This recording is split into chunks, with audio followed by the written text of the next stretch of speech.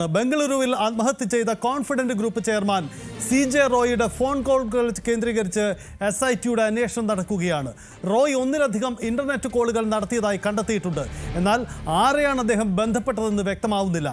ദുബായിലെ ഇടപാടുകൾ സംബന്ധിച്ചും SIT അന്വേഷിക്കുന്നുണ്ട്. റോയ് ഉപയോഗിച്ചിരുന്ന ഡിജിറ്റൽ ഉപകരണങ്ങളും പ്രധാനപ്പെട്ട ബിസിനസ് രേഖകളും ദുബായിലായതിനാൽ ഒരാഴ്ചയ്ക്കുള്ളിൽ ഹാജരാക്കാൻ കുടുംബത്തോടത് ആവശ്യപ്പെട്ടിട്ടുമുണ്ട്. എന്താണ് CJ റോയിയുടെ മരണകാരണം? ഈ അന്വേഷണത്തിലേക്കാണ് SIT കടക്കുന്നത്. എന്തുകൊണ്ടാണ് അദ്ദേഹം ആത്മഹത്യ ചെയ്യാൻ തീരുമാനിച്ചത്? അദ്ദേഹത്തിൻ്റെ ആത്മഹത്യാക്കുറിപ്പിൽ ചില സുപ്രധാന വിവരങ്ങളുണ്ട്. ഇതിനപ്പുറം അദ്ദേഹം വന്നുപോയ വഴികളിലൊക്കെയുള്ള ദുരൂഹതകൾ അന്വേഷിക്കുന്നു SIT എന്നതാണ്. അതായത് കർണാടക പോലീസ് ഒരു സ്പെഷ്യൽ ടീമിനെ രൂപീകരിച്ചിട്ടുണ്ട്. ആ ടീമിൻ്റെ അന്വേഷണമാണ്. അദ്ദേഹം ദുബായിൽ നിന്ന് എത്തിയ വഴി, അതിനുശേഷം അദ്ദേഹം നടത്തിയ യാത്രകൾ, അദ്ദേഹത്തിൻ്റെ ഫോൺ ഇടപാടുകളടക്കം പരിശോധിക്കുന്നു. ഇൻ്റർനെറ്റ് കോളുകളടക്കം അദ്ദേഹം നടത്തിയിട്ടുണ്ട് എന്ന വിവരങ്ങൾ കൂടി പുറത്തു വരുന്നുണ്ട്. എന്താണ് ഈ പ്രധാനപ്പെട്ട നീക്കം എന്നതാണ് സുപ്രധാനമായ കാര്യം. നവമി ദിനേശ് കൊച്ചിയിൽ നിന്നുണ്ട്. നവമി, കർണാടക പോലീസിൻ്റെ SIT സുപ്രധാനമായ അന്വേഷണമാണ് നടത്തുന്നത്. എങ്ങനെ CJ റോയ് മരിക്കാൻ തീരുമാനിച്ചു എന്ന ചോദ്യത്തിന് ഉത്തരം കണ്ടെത്തേണ്ടതുണ്ട്. എന്താണ് അന്വേഷണ സംഘം നടത്തുന്ന നീക്കങ്ങൾ? എന്തെങ്കിലും സുപ്രധാനമായ കണ്ടെത്തലിലേക്ക് ഇത് കടന്നിട്ടുണ്ടോ?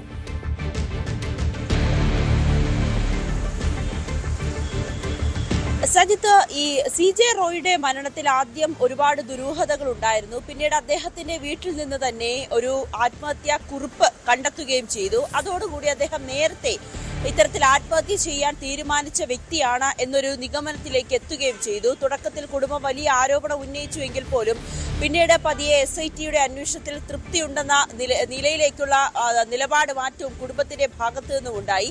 അപ്പോഴുമുള്ള ചോദ്യം ഇതാണ്: ഒരു കടബാധ്യതയുമില്ലാതെ ഈ തന്റെ ബിസിനസ് സാമ്രാജ്യത്തിൽ മറ്റു ഉലച്ചിലുകളൊന്നുമില്ലാതെ ഇരുന്നൊരു വ്യക്തി എന്തിനാണ് ആത്മഹത്യ ചെയ്യുന്നത്? അല്ലെങ്കിൽ ആത്മഹത്യ ചെയ്യാൻ നേരത്തെ തന്നെ കരുതി കൂട്ടിയത് എന്തിനാണ് എന്ന ചോദ്യമാണ് ഇപ്പോഴും ബാക്കിയാകുന്നത്. കർണാടക SIT സംഘം ആ അന്വേഷണം ഊർജിതമായി തന്നെ മുന്നോട്ട് കൊണ്ടുപോയിക്കൊണ്ടിരിക്കുകയാണ്. അതിൽ ഏറ്റവും ഒടുവിലായി ഇതിൽ റോയിയുടെ ഡ്രൈവറുടെ മൊഴി അന്വേഷണ സംഘം രേഖപ്പെടുത്തി.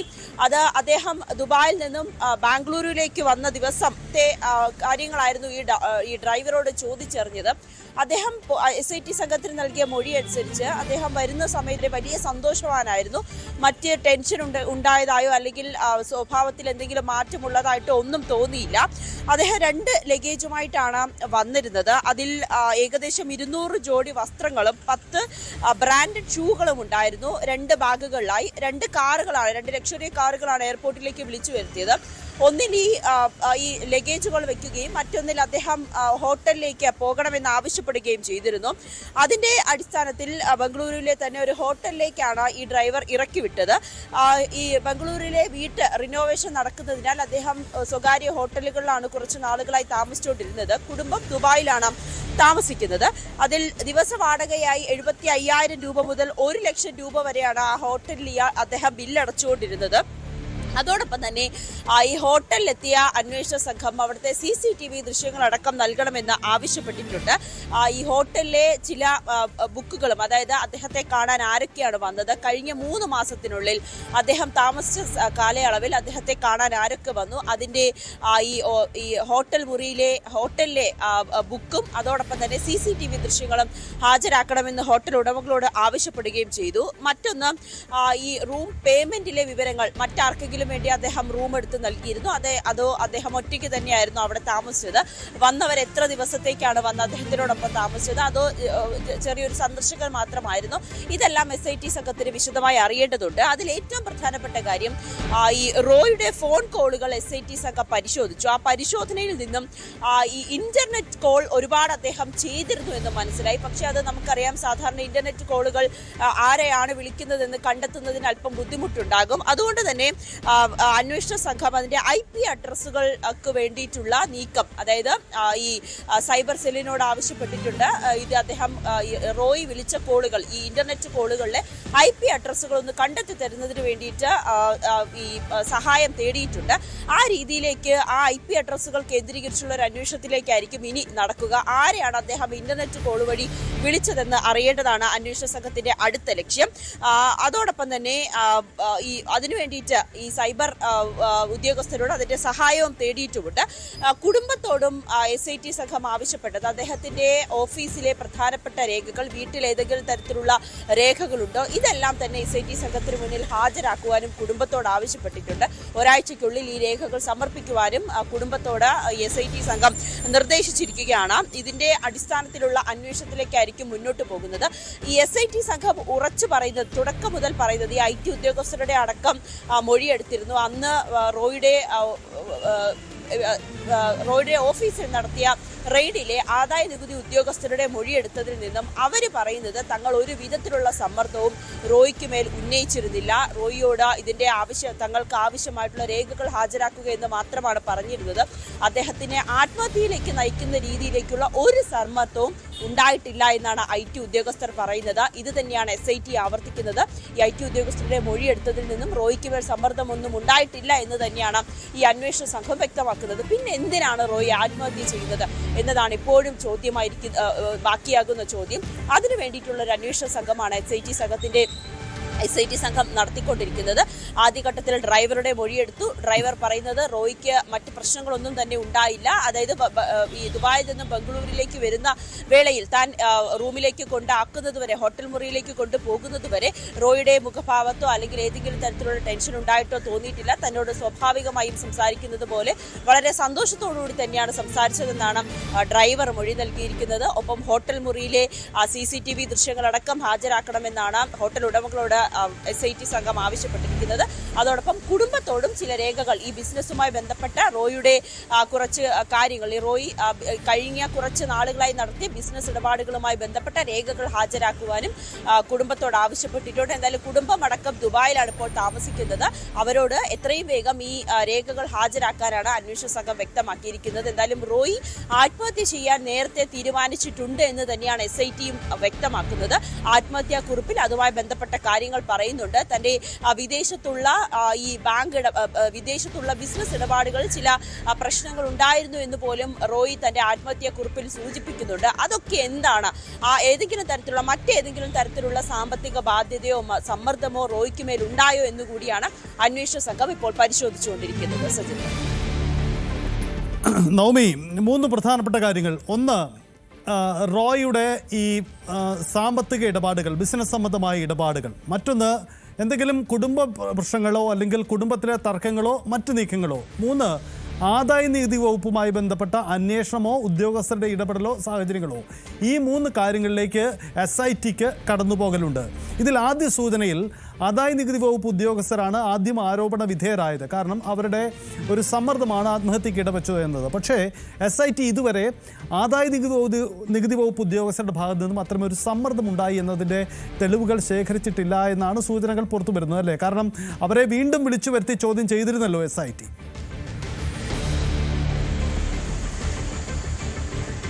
അതെ സജിത്ത്, ആദായ നികുതി ഉദ്യോഗസ്ഥർ പറയുന്നത് അന്നത്തെ ദിവസം, അതായത് റോയ് ആത്മഹത്യ ചെയ്ത ദിവസത്തെ റെയ്ഡിൽ കഴിഞ്ഞ കുറച്ച് മാസങ്ങളായി തന്നെ EDയും IT ഉദ്യോഗസ്ഥരും ഒക്കെ റെയ്ഡ് നടത്തുന്നുണ്ട്. ആ റെയ്ഡിൽ IT ഉദ്യോഗസ്ഥർ പറയുന്നത് തങ്ങൾ ഒരു വിധത്തിലുള്ള സമ്മർദ്ദവും CJ റോയിക്ക് മേൽ ചുമത്തിയിരുന്നില്ല. അന്ന് സാധാരണ ഒരു റെയ്ഡ് പോലെ അല്ലെങ്കിൽ സാധാരണ ഒരു പരിശോധന എന്ന പോലെ റോയിയോട് ചില രേഖകൾ ഹാജരാക്കാൻ മാത്രമാണ് ആവശ്യപ്പെട്ടിരുന്നത്. അതുമായി ബന്ധപ്പെട്ട കാര്യങ്ങൾ മാത്രമാണ് സംസാരിച്ചുകൊണ്ടിരുന്നത്.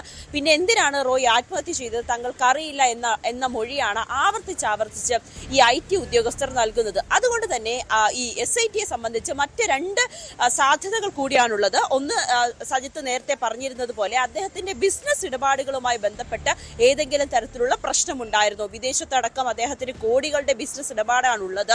അതിൽ ഏതെങ്കിലും തരത്തിലുള്ള പ്രശ്നമുണ്ടായിരുന്നോ? അത് ഏതെങ്കിലും തരത്തിലുള്ള സാമ്പത്തിക ബാധ്യതയിലേക്ക് റോയിയെ നയിച്ചിട്ടുണ്ടോ? ഇതെല്ലാം അറിയണമെങ്കിൽ അദ്ദേഹത്തിന്റെ ബാങ്ക് ഇടപാടുകളെക്കുറിച്ചും ബിസിനസ് ഇടപാടുകളെക്കുറിച്ചും അറിയേണ്ടതുണ്ട്. അതിനു വേണ്ടിയിട്ടാണ് കുടുംബത്തോട് അതുമായി ബന്ധപ്പെട്ട രേഖകൾ ഹാജരാക്കാൻ ആവശ്യപ്പെട്ടത്. അതോടൊപ്പം തന്നെ അദ്ദേഹത്തിന്റെ ബിസിനസ്സുമായി ബന്ധപ്പെട്ട് നിൽക്കുന്ന ആളുകളോടും ഇത് സംബന്ധിച്ചിട്ടുള്ള ചില രേഖകൾ ഹാജരാക്കുവാനും നൽകുവാനും നിർദ്ദേശം നൽകിയിട്ടുണ്ട്.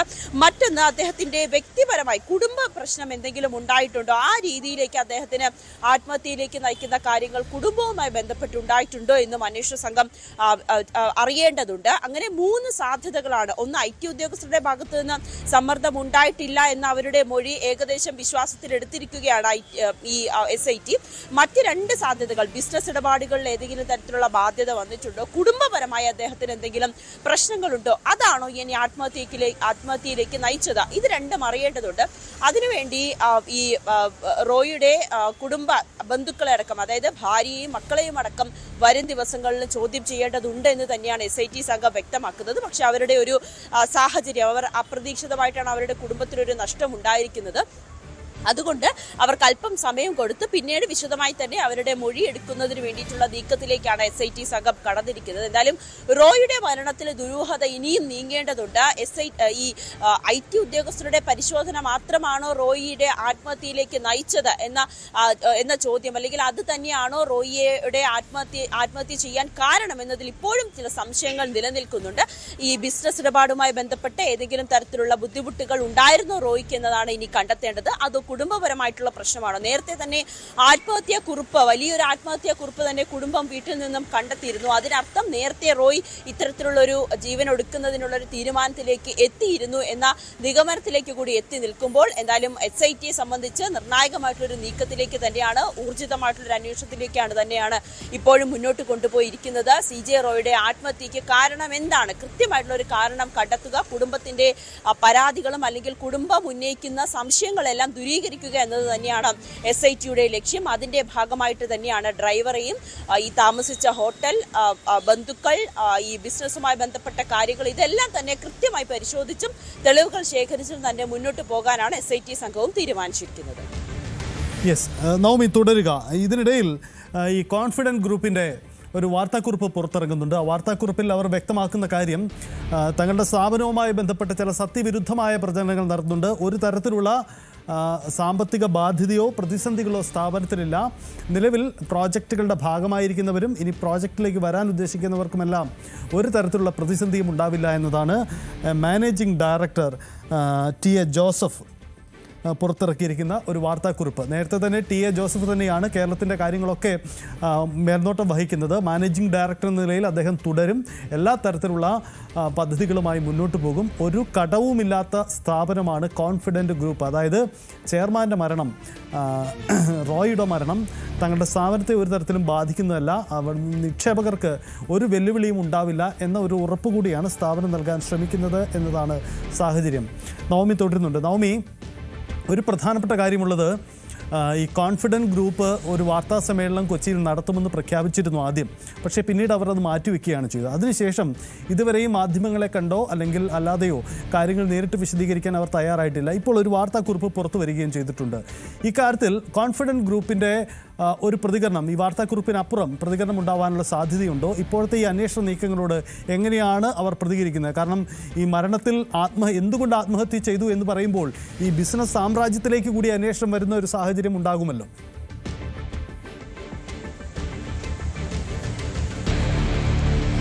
സജിത്ത്, ഈ റോയിയുടെ ആത്മഹത്യയുമായി ബന്ധപ്പെട്ട് കുടുംബം തുടക്കത്തിൽ വലിയ ആരോപണം IT ഉദ്യോഗസ്ഥർക്ക് മേൽ ഉന്നയിച്ചിരുന്നു. അതിന് പിന്നാലെയാണ് അദ്ദേഹത്തിന്റെ സംസ്കാരം കഴിഞ്ഞതിന് ശേഷമാണ് കൊച്ചിയിൽ വെച്ചൊരു വാർത്താ സമ്മേളനം നടത്തുമെന്ന് കോൺഫിഡൻറ്റ് ഗ്രൂപ്പ് അറിയിക്കുകയും ചെയ്തു.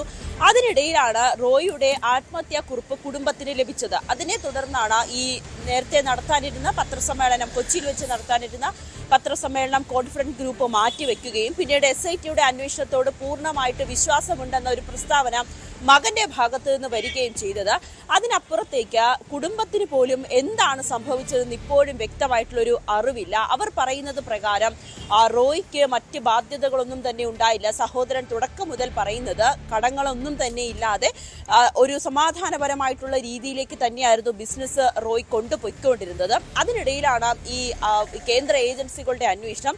അത് വലിയമായിട്ട് മാനസികമായി വലിയ സമ്മർദ്ദം തന്നെയാണ് റോയ്ക്ക് മേലുണ്ടായിരുന്നതെന്നൊരു പ്രസ്താവന സഹോദരന്റെ ഭാഗത്തു നിന്നുമുണ്ടായി. പക്ഷേ ഈ ആത്മഹത്യാ കുറിപ്പ് ലഭിച്ചതോടുകൂടി തന്നെയാണ് കുടുംബവും വലിയൊരു സംശയത്തിലേക്ക് നീങ്ങുന്നത്. നേരത്തെ തന്നെ ഈ റോയ് ഇങ്ങനെ ആത്മഹത്യ ചെയ്യാൻ തീരുമാനിച്ചിരുന്നു എന്നൊരു സംശയം കുടുംബം പോലും അറിയുന്നത്, ഇങ്ങനെ ഒരു ആത്മഹത്യാ കുറിപ്പ് പോലും അറിയുന്നത് ഒരു സൂചന കുടുംബാംഗങ്ങൾക്കോ ബിസിനസ്സുമായി ബന്ധപ്പെട്ട് നിൽക്കുന്നവർക്കോ അല്ലെങ്കിൽ ഈ കോൺഫിഡൻറ്റ് ഗ്രൂപ്പിന്റെ പ്രധാനപ്പെട്ട ആളുകളായിട്ടോ ആരുമായിട്ടും തന്നെ റോയ് ഇക്കാര്യങ്ങൾ പങ്കുവച്ചിരുന്നില്ല എന്നുള്ളതാണ് ഏറ്റവും പ്രധാനപ്പെട്ട കാര്യം. ഇപ്പോൾ കോൺഫിഡന്റ് ഗ്രൂപ്പിന്റെ പ്രസ്താവന കൂടി പുറത്തു വന്നിരിക്കുന്ന സാഹചര്യത്തിൽ അവർ പറയുന്നത് സാമ്പത്തികമായിട്ട് മറ്റ് പ്രശ്നങ്ങളൊന്നും തന്നെ ഉണ്ടായില്ല, കോൺഫിഡന്റ് ഗ്രൂപ്പിന് സാമ്പത്തിക നഷ്ടമില്ല എന്ന തരത്തിൽ കൂടുതൽ ഇൻവെസ്റ്റേഴ്സിനെ സ്വാഗതം ചെയ്തുകൊണ്ടുള്ളൊരു പത്രക്കുറിപ്പാണ് അവരുടെ ഭാഗത്തു നിന്ന് വരുന്നത്. അതിനപ്പുറത്തേക്ക് ഒരു ഔദ്യോഗികമായിട്ട് അല്ലെങ്കിൽ മാധ്യമങ്ങളിൽ മുന്നിൽ വന്നോ അവരുടെ സംശയങ്ങൾ പങ്കുവയ്ക്കുവാനോ അല്ലെങ്കിൽ അവരെന്താണ് മുന്നോട്ടുള്ള അവരുടെ നീക്കം അതുമായി ബന്ധപ്പെട്ട യാതൊന്നും തന്നെ കോൺഫിഡന്റ് ഗ്രൂപ്പ്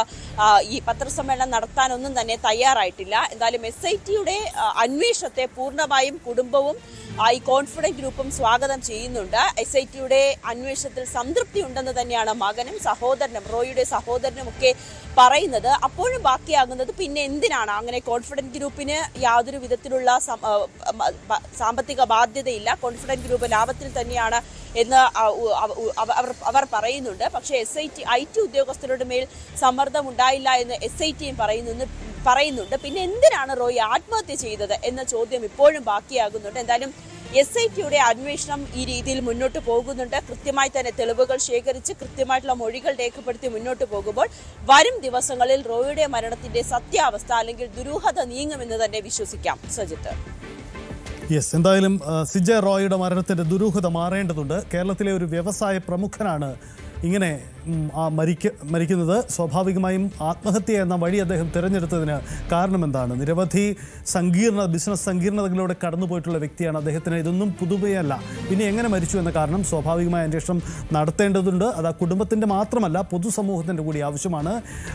രാജ്യത്തെ ബിസിനസ് ഫ്രട്ടേണിറ്റി പൊതുവിൽ ഇതിൽ വലിയ ആശങ്കയോടെ കാണുകയും ചെയ്യുന്നുണ്ട്. മുഖ്യമന്ത്രി പിണറായി വിജയൻ അടക്കം കേന്ദ്ര ധനകാര്യ മന്ത്രാലയത്തിന് നിർമ്മലാ സീതാരാമന് ധനകാര്യ മന്ത്രിക്ക് കത്തയച്ചുകൊണ്ട് ഇതിലെ ആക്ഷേപങ്ങളിൽ ജുഡീഷ്യൽ അന്വേഷണം ആവശ്യപ്പെട്ടിട്ടുമുണ്ട്. ഇപ്പോൾ നമ്മൾ സ്ക്രീനിൽ കാണുന്നത് കോൺഫിഡന്റ് ഗ്രൂപ്പ് പുറത്തിറക്കിയ വാർത്താക്കുറിപ്പാണ്. ഈ വാർത്താക്കുറിപ്പിലാണ് നിക്ഷേപകർക്ക് പൂർണ്ണ തരത്തിൽ കോൺഫിഡൻസ് നൽകുന്ന രീതിയിലുള്ള വാക്കുകൾ അവർ ഉപയോഗിച്ചിരിക്കുന്നത്. അതായത് ഒരു തരത്തിലുള്ള പ്രതിസന്ധിയും തങ്ങളുടെ സ്ഥാപനത്തിലില്ല. TA ജോസഫ് എന്ന മാനേജിംഗ് ഡയറക്ടർ പുറത്തിറക്കുന്ന വാർത്താക്കുറിപ്പാണിത്. കേരളത്തിലെ നിക്ഷേപങ്ങളെല്ലാം ആ രീതിയിൽ തന്നെ മുന്നോട്ട് പോകുന്നുണ്ട്. നിക്ഷേപകർക്ക് ഒരു തരത്തിലുള്ള പ്രതിസന്ധിയുമില്ല. കോൺഫിഡന്റ് ഗ്രൂപ്പിന് ഒരു തരത്തിലുള്ള കടബാധ്യതയും ഇല്ലാത്ത കമ്പനിയാണ്. കാരണം ചെയർമാൻ മരിക്കുമ്പോൾ, ആത്മഹത്യ ചെയ്യുമ്പോൾ കമ്പനി തകർച്ചയിലേക്കാണോ എന്നൊരു ആശങ്ക പ്രചരിക്കപ്പെടാൻ സാധ്യതയുണ്ട്. അത്തരം നീക്കങ്ങളുണ്ട്. ചില ഓൺലൈൻ ചാനലുകളൊക്കെ അത്തരം പ്രചരണങ്ങളൊക്കെ നടത്തുന്നുണ്ട്. അതിലൊന്നും അടിസ്ഥാനമില്ല എന്നതാണ് മാനേജ്മെൻറ്റ് വ്യക്തമാക്കുന്ന കാര്യം. എന്തായാലും വളരെ പ്രധാനപ്പെട്ട വഴികളാണ്. അതായത് SIT ഇതുവരെ പുറത്തു വന്ന വഴികളിൽ നിന്നും വ്യത്യസ്തമായ രീതിയിലേക്ക് അന്വേഷണം കൊണ്ടുപോകുന്നു എന്നതാണ്. 3 വഴികളാണ് SIT അന്വേഷണം നേരിടുന്നത്, അവർ തിരഞ്ഞെടുക്കുന്നത്. ഒന്ന്, ആദ്യം ഉയർന്ന ആക്ഷേപം IT റെയ്ഡ് ആത്മഹത്യയ്ക്ക് കാരണമായോ, അത് അന്വേഷിക്കുന്നു. 2, റോയിയുടെ ബിസിനസ് ഇടപാടുകളാണ്, അതെന്തെങ്കിലും മരണത്തിന് ഇടവച്ചിട്ടുണ്ട്. 3, കുടുംബ സാഹചര്യങ്ങളോ പ്രശ്നങ്ങളോ ആത്മഹത്യയ്ക്ക് കാരണമായോ. ഇങ്ങനെ 3 ദിശകളിൽ അന്വേഷണം നടക്കുന്നു എന്നതാണ് ഇതുവരെയുള്ള നീക്കം. കർണാടക പോലീസ് രൂപീകരിച്ചിരിക്കുന്ന സ്പെഷ്യൽ സംഘം ആ തരത്തിലാണ് അന്വേഷണം നടക്കുന്നത്. 3 സാധ്യതകളും സൂചനകളുമാണ്. ഇതിനിടയിൽ റോയിയുടെ വരവ് അടക്കമുള്ള കാര്യങ്ങളുണ്ട്. അതായത് ബംഗളൂരുവിലേക്ക് റോയ് ദുബായിൽ നിന്നാണ് 2 ആഴ്ച മുമ്പ് റോയ് എത്തിച്ചേരുന്നത്. അത് മുതൽ നടത്തിയ നീക്കങ്ങളടക്കം വിശദമായി പരിശോധിച്ച് തന്നെയാണ് അന്വേഷണ സംഘം മുന്നോട്ട് പോകുന്നത്. അതായത് കഴിഞ്ഞ വെള്ളിയാഴ്ചയാണ് ദുബായിൽ നിന്നും ബംഗളൂരുവിലേക്ക് CJ റോയ് എത്തിയത്. അദ്ദേഹത്തെ സ്വീകരിക്കാൻ 2 ആഡംബര കാറുകളാണ് കമ്പനി ഉപയോഗിച്ചത്. അതിലൊന്നിൽ അദ്ദേഹത്തിൻ്റെ ലഗേജ് പൂർണ്ണമായും കൊണ്ടുവന്നു. ആ ലഗേജിൽ എന്തൊക്കെയാണ് ഉണ്ടായിരുന്നത് എന്നതുപോലും അന്വേഷണം നടത്തിയിട്ടുണ്ട്. ലഗേജിൽ 20 ജോഡി വസ്ത്രങ്ങളും 10 വലിയ ബ്രാൻഡഡ് ചെരുപ്പുകളും അദ്ദേഹം കൊണ്ടുവന്നിരുന്നു എന്ന കാര്യമുണ്ട്. വലിയ ബോക്സുകളിലാണ് കൊണ്ടുവന്നത്. എന്നാൽ മറ്റൊരു വാഹനത്തിൽ അദ്ദേഹം യാത്ര ചെയ്യുകയായിരുന്നു. ഇങ്ങനെ 2 വാഹനമാണ് അദ്ദേഹത്തെ പിക്ക് ചെയ്യാൻ വേണ്ടി ഉപയോഗിച്ചിരുന്നത് എന്നതാണ്. ഡ്രൈവറുടെ മൊഴി SIT രേഖപ്പെടുത്തിയിട്ടുണ്ട്. ഡ്രൈവറുടെ മൊഴി പ്രകാരം റോയ് സന്തോഷത്തോടെയായിരുന്നു. അദ്ദേഹത്തിന് മറ്റ് മാനസിക സമ്മർദ്ദങ്ങളുടെ ഒന്നും സൂചനയില്ലായിരുന്നു. എന്നാൽ അദ്ദേഹം വന്ന് ഹലാസൂരിലെ ഒരു സ്വകാര്യ ഹോട്ടലിലാണ് പിന്നീട് താമസിച്ചത്.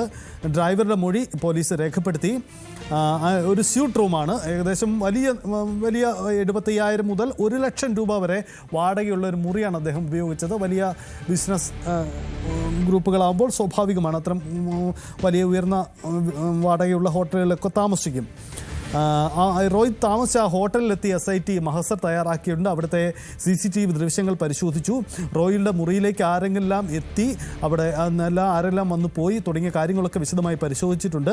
കഴിഞ്ഞ 3 മാസത്തെ ഈ CCTV ദൃശ്യങ്ങൾ, സന്ദർശക പട്ടിക, മുറി ബുക്കിങ്ങുമായി ബന്ധപ്പെട്ട വിവരങ്ങൾ, പേയ്മെൻറ്റ് വിശദാംശങ്ങൾ എന്നിവയെല്ലാം മാനേജ്മെൻറ്റിനോട് SIT ആവശ്യപ്പെട്ടിട്ടുണ്ട് എന്നതാണ് സാഹചര്യങ്ങൾ. മറ്റൊന്ന് CJ റോയുടെ ഫോൺ കോളുകളുടെ വിശദാംശങ്ങളാണ്. അവിടെയാണ് നേരത്തെ നവമി സൂചിപ്പിച്ച ഇൻ്റർനെറ്റ് കോളിൻ്റെ സാധ്യതയും സാഹചര്യവും ഉണ്ടാവുന്നത്.